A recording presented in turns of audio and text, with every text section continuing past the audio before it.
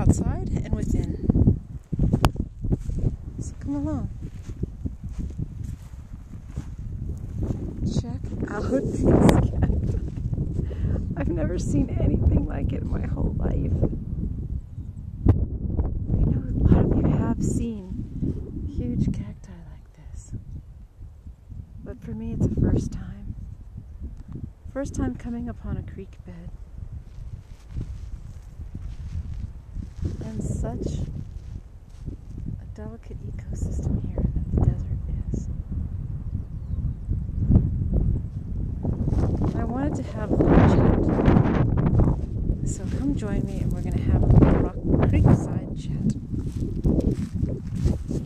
I hope you don't mind the glasses, but I really need them.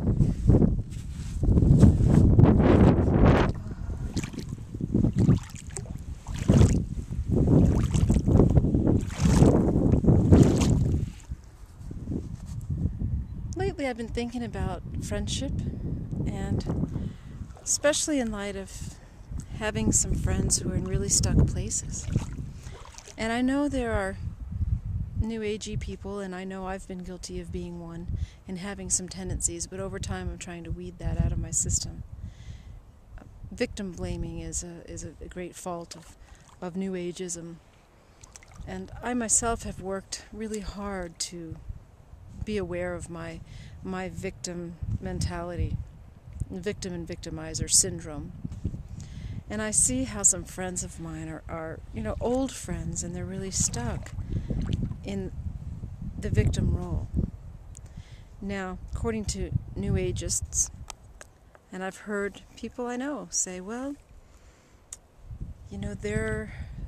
there's judgment around them being slow learners, them being stuck, as I said, or them not being at a vibrational level that's resonant with where my soul is resonating or vibrating. So it's time to let them go and attract people who are more at your vibrational tone or frequency. And you know what I say to that? I say there's some truth to that, and I could see the wisdom if it's unhealthy for a person to let someone go. But in terms of it being about vibrational frequency levels, there's truth in that too. But what I really want to just say is I think that's bullshit, and it's an excuse to abandon friendships. And I think it can be very irresponsible. And somebody's going to cross the creek, and they're seeing me talk to myself. Hello. Hi. How are you? How you been? I'm great, thank you. How are you? Good. All right. So, rather than resist, cut, and start over, that's just part of it. Part of the experience. So, I like to be discerning, and friendships have their ups and downs, and I've had some fallings out with a friend or two that I've experienced some real frustrations within the friendship and needed to go on my way. But I've actually circled back around because I can be in a place of non-attachment and unconditional love and support for that person. It's an opportunity to practice compassion. So that's my thought for the day.